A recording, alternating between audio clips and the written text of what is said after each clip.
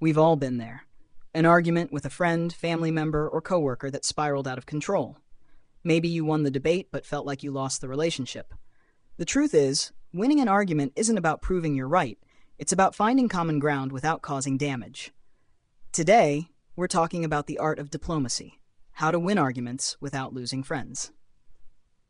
As Winston Churchill once said, diplomacy is the art of telling someone to go to hell in such a way that they look forward to the trip. So, how do we navigate disagreements with grace? Let's find out.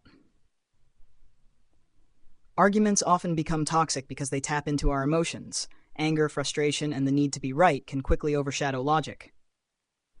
Think about a heated political debate. It starts with differing opinions, but often ends with personal attacks. Why? Because emotions take over. Our egos are wired to protect us. When someone challenges our beliefs, it feels like they're attacking us personally. This defensiveness can escalate even the smallest disagreement. I remember a friend who once argued with their sibling over who forgot to lock the door. What started as a minor issue turned into a full-blown fight because neither wanted to admit fault. In the end, it wasn't about the door. It was about pride. When we argue, are we trying to solve the problem or protect our egos? Listening is the cornerstone of diplomacy. Most people don't truly listen during arguments. They're too busy planning their next point. But when you genuinely listen, you show respect, which can diffuse tension. Try this. During an argument, repeat what the other person said before responding. For example, "So you're saying you felt ignored when I didn't text back?" This not only shows you're listening, but also clarifies misunderstandings. There's a story about a CEO who turned around a heated negotiation by simply listening. Instead of defending his position, he asked the other side to explain their perspective fully. By the end, they felt so heard that they were willing to compromise. Stephen Covey said it best, "Seek first to understand, then to be understood." Before diving into an argument, ask yourself, is this worth it? Some disagreements are better left alone. If a friend says pineapple belongs on pizza and you disagree, is it really worth damaging the friendship over it?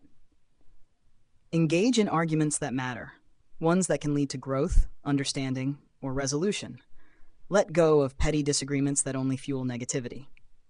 Think of arguments like fires. Some are small and harmless, like a candle. Others are raging infernos. The art of diplomacy is knowing which fires to extinguish and which to let burn out on their own.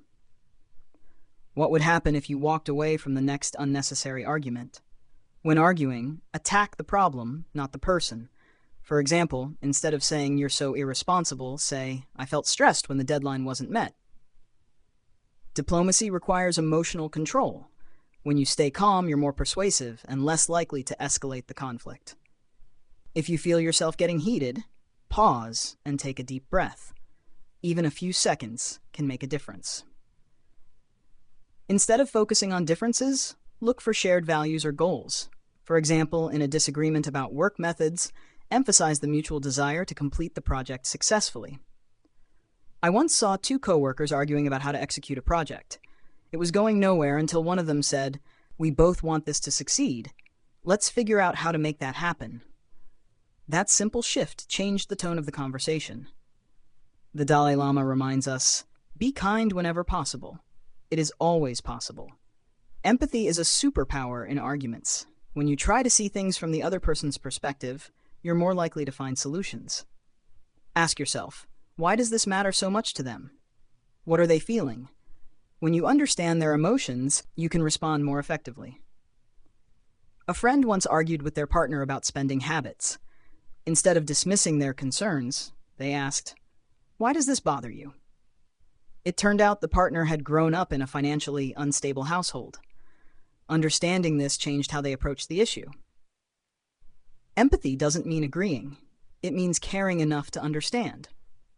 Winning an argument doesn't mean proving you're right. It means finding a resolution that respects both sides.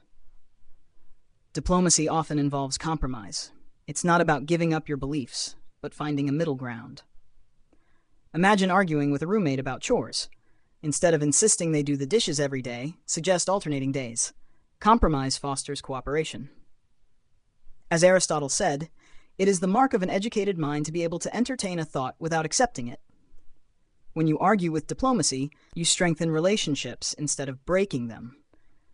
People trust and respect you more when you handle disagreements gracefully. There's a story about Abraham Lincoln, who once wrote a harsh letter to a general during the Civil War, but instead of sending it, he let it sit in his desk. By the time he revisited the letter, he realized it wasn't worth damaging the relationship. His restraint and diplomacy helped him lead during one of the most divisive times in history. How much stronger would your relationships be if you prioritized diplomacy over dominance? The art of diplomacy isn't just about winning arguments. It's about winning hearts. It's about navigating disagreements in a way that leaves everyone feeling respected and valued. The next time you're in an argument, ask yourself, do I want to win this battle or preserve this relationship? Because in the end, the real victory is in staying connected.